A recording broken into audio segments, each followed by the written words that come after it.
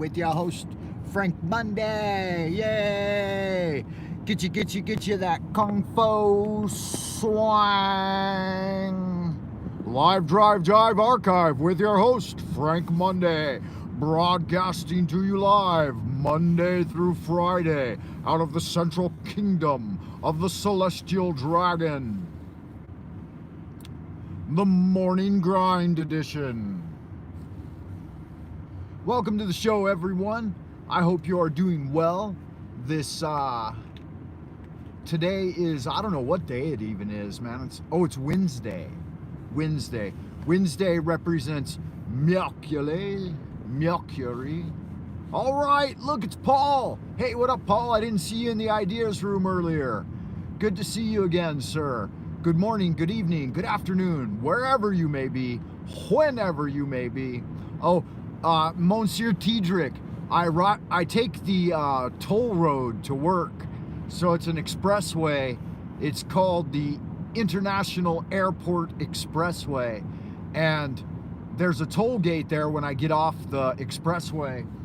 And I have to pay a fee. You know, there's a troll that lives under the bridge. And when he sees me coming, he's like, fee, fi, fo, fum. I smell the blood of an Irishman. Pay your toll, Irishman, or I'll eat your soul. Yeah, so I have to pay 5 kwai, which is approximately $1 US, which is approximately 50 cents British pound sterling, which is approximately 1 German mark, which is approximately 2 Australian dollars. Am I getting all that correct? Which is approximately $1.80 Canadian. Is that accurate? So 5 Chinese renminbi, which we call yuan or kwai. So 5 kwai.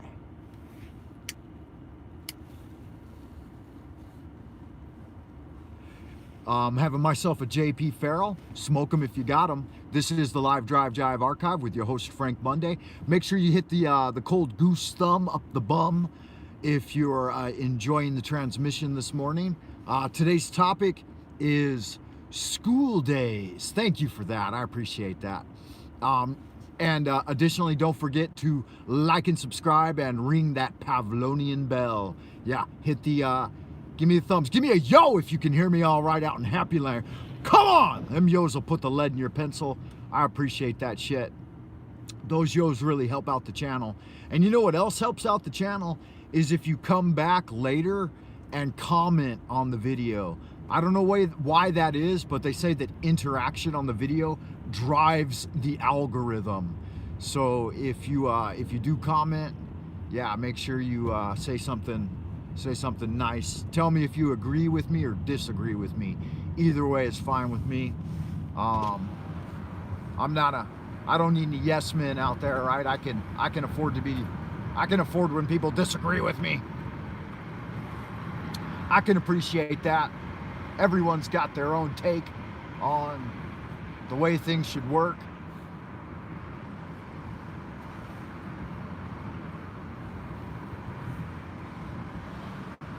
So how you guys doing out there? 2022, we're gonna break the black magic spell that the global elites have tried to cast on all of us.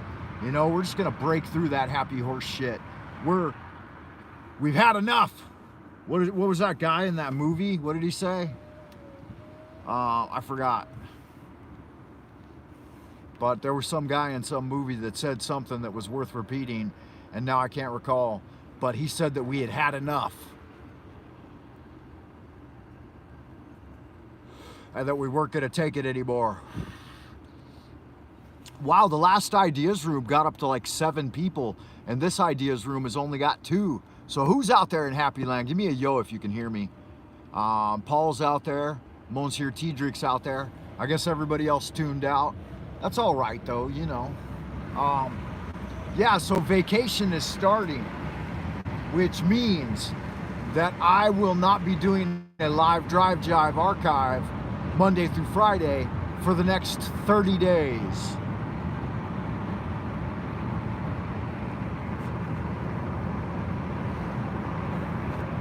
So that's the situation there. They're taking their finals this week. I think Monday, Tuesday. I don't know about today. Today's Wednesday here in China. So, you know, I'm broadcasting to you from the abodes of the future, back in time to wherever you may be, whenever you may be, and whoever you may be. Yeah, but I'm gonna try to do daily live streams anyway. Like I'm gonna call them something like, I don't know, Morning Joe with Frank Monday. Get your cup of Joe. Yeah, so I'll try to do that because I know that folks have gotten a regular habit of either listening to the live drive jive before or after the coast to coast chat. I know some folks do that. Additionally, I'm going to be making presentations concerning the 100-day magical challenge. If you're on board with that, we are coming up on Plum Blossom Lane, and so I got to say a quick prayer. Lord of the universe, the vast and the mighty one, creator of heaven and earth, maker of all things, visible and invisible, master of both the light and the darkness, we adore thee and we invoke thee. Send your divine spiritual agents to satiate the phantoms of Plum Blossom Lane. Why is that dude bright lighting me? That guy just shined me with his, what are those called? Fog lights? No, not fog lights. The brights. Yeah, he shined me with his brights. Yeah, so I like to do a little invocation as I come along this road. Adonai Elohim Yod He Vav He Adonai Gebura Leolam Amen Agela. If you guys ever listen to any of H.P. Lovecraft's stories, I just found one that is similar to The Wizard of Plum Blossom Lane, and I thought, that's interesting. I've always kind of felt like I was channeling Lovecraft because I listened to a lot of his stories. I started listening to him about 10 years ago. I mean, I was introduced to them in college, but I didn't really have an interest in him until about a decade ago because, I don't know, Beijing felt a lot like Innsmouth back then.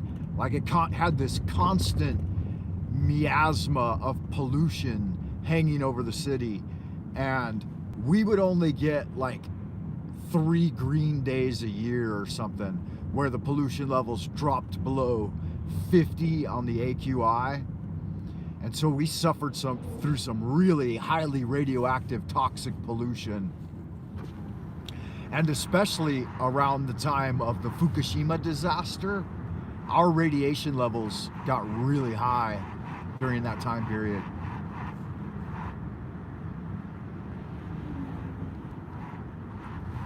And there was a lot of iron smelting and ceramic manufacturing in and around the city. The surrounding area is called Hebei. And so they had a ton of factories back then. And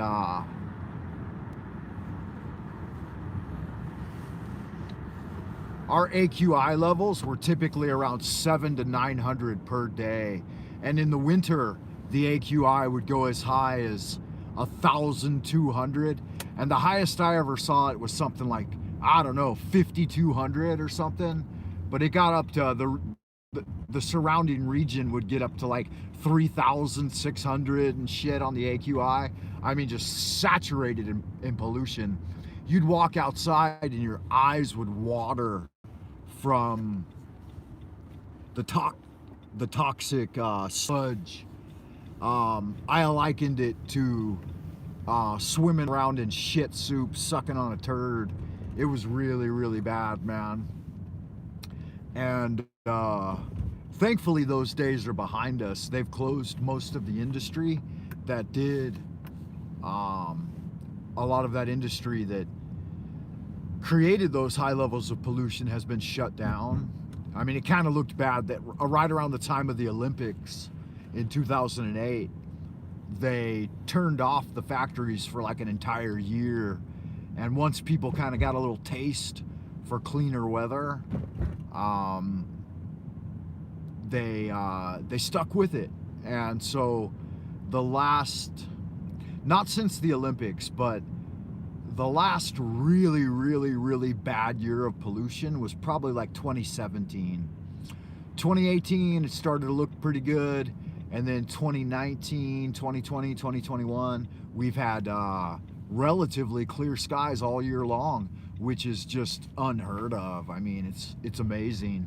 And so many people that grew up during that era of really, really heavy industrial pollution, they don't even remember it really because they were kids, you know? So I'm dealing with these high school guys that are like, they never even really knew about it.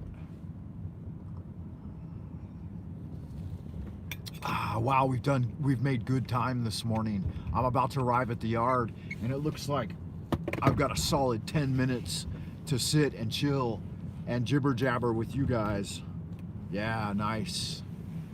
I intentionally tried to head out a little early today because I had missed the last couple of live drive jives and I was feeling a little guilty about that. You know, you get into a pattern, you're driving to work every day, doing the morning grind with Frank Monday, and then suddenly it just disappears and you're like, what happened there? But yeah, we're back today and maybe tomorrow. I don't think I actually have to come in on Friday, so I probably won't. I mean, if my presence isn't required at the office, I mean, if somebody doesn't say, hey, you know, you gotta be here on Friday for the closing ceremony, then chances are I won't show up. I don't even know if I'm supposed to be here today, but I decided to come in anyway because I have to grade the finals. And I think I've told you guys that already. So what's going on out in Happy Land, man? You guys doing all right? Jeff says he lived in Florida twice during his life, Tampa for university, and then moved back down to Marco to defrost after years of working in Boston. Oh, hi Kelly. I don't think Kelly, I've never seen you before that I can recall. Maybe I have. Welcome to the chat, Kelly. Good to see you. I lived in Boston for 2 years, from like 1999 to 2001. That's actually where I met my wife, who's now my wife, Chinese gal, before I moved over to Beijing. I moved over to Beijing back then, right after Boston. I was living in Boston, yeah, right there at the turn of the millennium.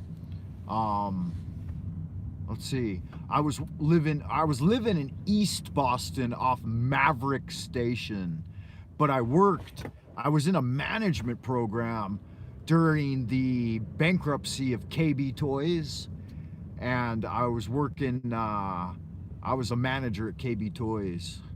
But really, my program was to gather data for HBS, Harvard Business School.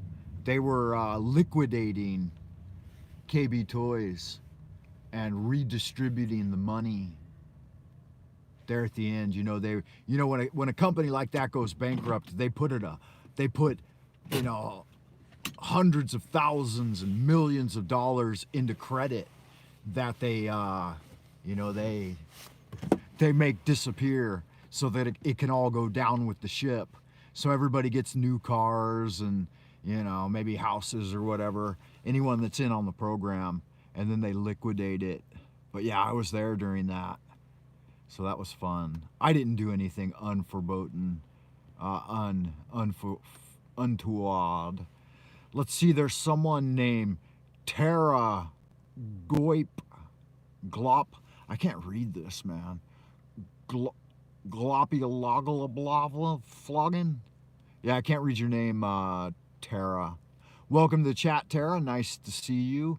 Paul as well. Boston always reminds me of Cheers. That's funny. I would think of Cheers too in relationship to Boston, but having lived there, I think more of Lovecraft. And one of the cool things about Boston is they've got a pretty solid Irish community, and I would spend a lot of, not a lot of time, but I spent a fair amount of time in a pub actually named Kelly's. How synchronistic, Kelly, that you lived in Boston, and right off of Maverick Station, if you head north from there, East Boston, I lived right near a pub named Kelly's Irish Pub, and I would go in there and have their clam chowder. For $5, you could get a giant bowl of fresh clam chowder with a big piece of bread. It was really worthwhile. I enjoyed my time in Boston. Marco, I'm not familiar with it. Okay, yeah, Kelly, it seems like I've seen you out there a few times, but I can't always check the chat. And it takes YouTube sometimes like an hour or 2 hours to finally get the chat. No, not an hour or 2 hours, sometimes a day or 2 days for them to put the live chat with the video, even after I've just stopped live streaming. So it takes me time to get back in there and read the chat room. But I try to get back in there and review the chat. There were restaurants called that as well. Yeah, Kelly's was a pub, but they served food, so they were kind of a restaurant too, but they had a bar, and I've got pictures, I can prove it. Yeah, Cambridge. I enjoyed Boston. I thought Boston folks were funny folks, man. They talked funny, and one thing they said all the time that threw me, and I finally picked it up, and I kept saying it for about 10 years after I left Boston, was all set. So ALL and then set, SET, all set. So they used all set like all the time for everything, right? They'd ask you, "Are you all set?" And they would say, "I'm all set." And they would just say all set all the time. Yeah, it was crazy. Like, and it's like it's something that you don't notice right away. Like you do, like it strikes you, but you can't put your finger on it. It took me about 6 months to figure out that it was all set that was being said all the time, over and over and over again. And so that was one of the things.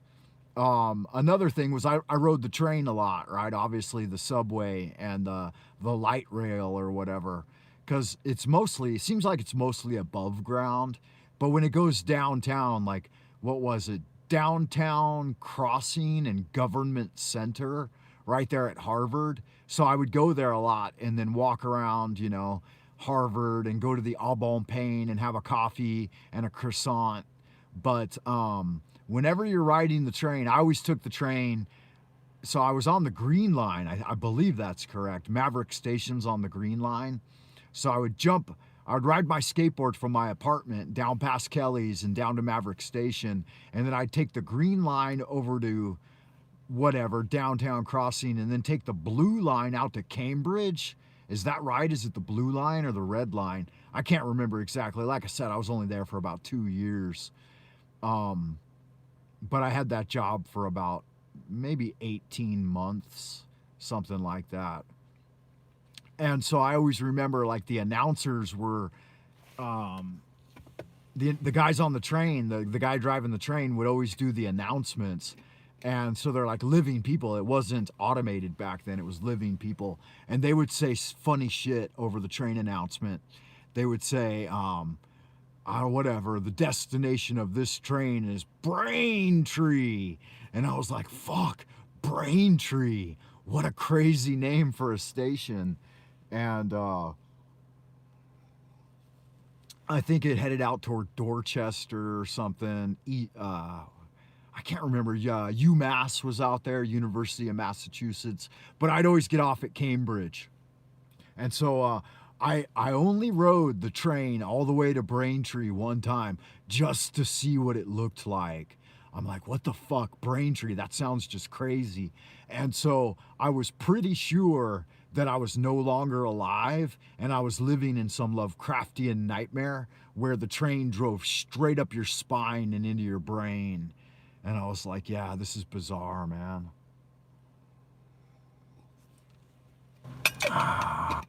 Yeah, I'll I'll give you my rundown on Boston compared to New York. Um, New York, for me personally, I mean, I hope nobody gets offended at this, but they call it the rotten apple for a reason. It seems like a nightmare to me. Like, there's no real, like, especially if you're downtown Manhattan and shit, it's just like everybody's living asses to elbows, and the buildings block out all of the sky. And the only place you can really see the sky is from like the harbor or from Central Park, and it just feels like you're a little rat in a maze constantly. And the streets are just loaded with rubbish every night, and people seem really furtive and suspicious. And I never once got a good feeling from anyone in New York City. Now, that's just my own impression. I visited there about a dozen times while I was living in Boston. And even before that, I had gone to New York half a dozen times for any given reason, even though I'm an LA boy and I grew up in LA. But like having grown up in LA where it's all open skies and sunshine all the time and beautiful beaches and mountains and so on, and then being in New York, it felt like being trapped in a sewer. And a lot like Beijing felt when I first moved over here, and similar to Hong Kong. But New York, additionally, I went there for a few Broadway shows. I went there for Chinatown for some business. But yeah, it had a dark Batman, Gotham feeling to me. And some people love that, but that was the feeling I got.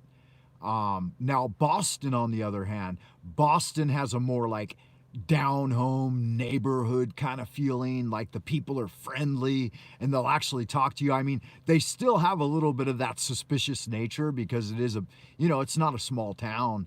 And but they just seem like better people in Boston. Like they still have some of their light in Boston. Like they're still turned on as human beings.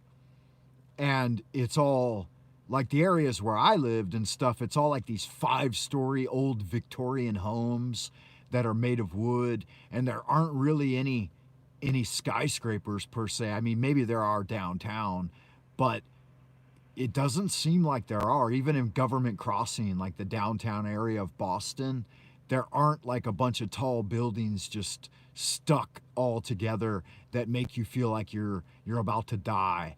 New York always had a feeling of impending doom to me. And maybe it's because I was visiting there right before 9/11 2001, right? Going there to see Broadway shows and shit. But it had that dark feeling that a city gets right before a disaster strikes it. And that was my impression. The last time I went there, I think, was in October, seems like around October of 2000. So I was there well before they finally ran that scam and killed those people. Oh, yeah, I'll not talk about it though anyway. And you walk around Boston and like a pack of smokes is like $12 or $20 or something. And it's like, fuck, who wants to pay that for a pack of cigarettes? And then, I mean, in New York. But then in Boston, on the other hand, at that time, a pack of cigarettes was $5. And so even that seems just ludicrous. And that was 20 years ago, you know? So, like, I smoked very little when I lived in Boston. Yeah, it was $5 a pack. And in California right now, it's $10 a pack if you're in the LA area. Whereas in Beijing, it's $1 a pack. And when I first moved to Beijing, it was 50 cents a pack. And in fact, they had smokes like just regular tobacco smokes that were 25 cents a pack. And a beer was like 25 cents for a beer. So for like $1, you could get like a pack of cigarettes, 2 beers, and a taco or whatever. I know it sounds like I'm talking about Mexico, but yeah, that was the situation. Of course, inflation has gone up over time, but still, 20 years later, it's still only around a dollar 25 a pack.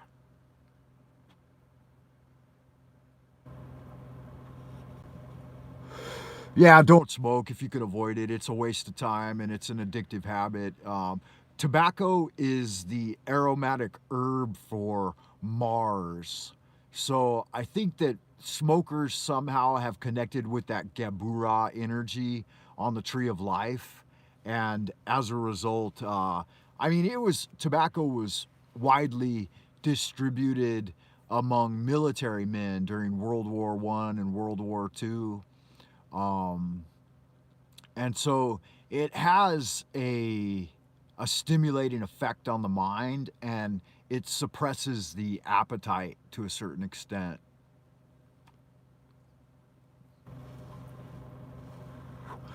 But yeah, you're better off if you never touch them. If you want to smoke anything, smoke a little weed. That's better for you, more delicious, and it has a positive attribute.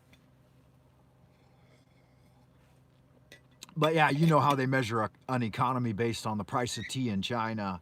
Um, I measure the economy based on the price of a gallon of gas and the price of a pack of cigarettes.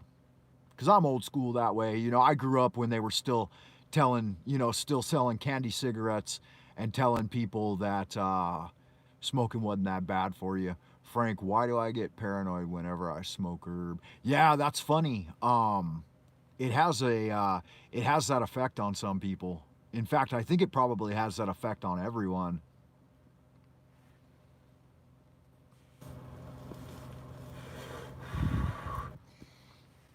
Well, according to what I've learned, I'll give you my rundown. Monsieur Tiedrick, I believe Tiedrick asked that question. Yeah, Jeff. I've had this experience too. Coffee and tea are like tobacco and weed. So tobacco is more likened to coffee. It has a greater stimulant effect, and at the same time, it activates more the analytical function of your mind. It makes your spirit condense, and you can actually get a greater level of concentrated, attentive work done with coffee and tobacco. So that's why they were so well promoted during the industry of office workers.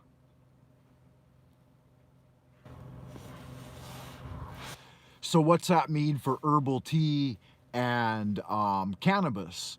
Well, those have an expansive effect on the spirit, which means they make the spirit and the aura increase and take in more of the outside environment. And additionally, they increase the creative function of the mind. So whenever you're creating, I don't know, there just seems to be a greater tendency to be more aware of things outside of you and a deeper connection with beauty and integration with the natural environment. If you take a little puff and you've got like a natural environment like trees and outside type of thing going on, you'll feel a lot more relaxed and calm. But if you're indoors, um, like in a overly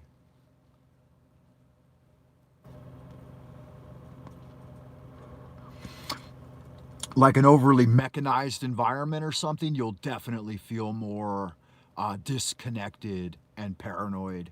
So that's the experience I've had too, and Steiner talks about it as well. Um, on the Tree of Life, you have Netzach and Hod. So Netzach is the realm of the natural environment, and then Hod is the workshop. It's the industrialized, mechanical environment. So one represents the Mercury, and the other is Venus. So herbal tea and stuff and cannabis will connect more with the sphere of Netzach, and its color is like a deep emerald green. And then coffee and tobacco will connect more on the side of severity, and the hod, and which its color is orange.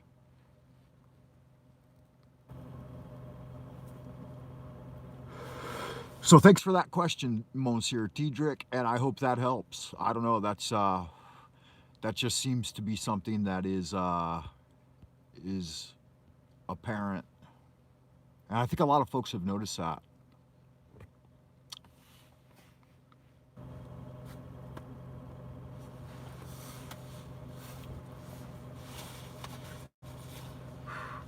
All right, y'all. I have finished my JP Farrell. It is 7 o'clock. It's time to go in and get some breakfast. All the lights are out on the road here. I hope y'all good-looking, sexy people are doing well out in Happy Land. Thank you for dropping by and joining me on the Live Drive Jive archive in the Morning Grind edition. Please hit the thumbs up. Pardon me.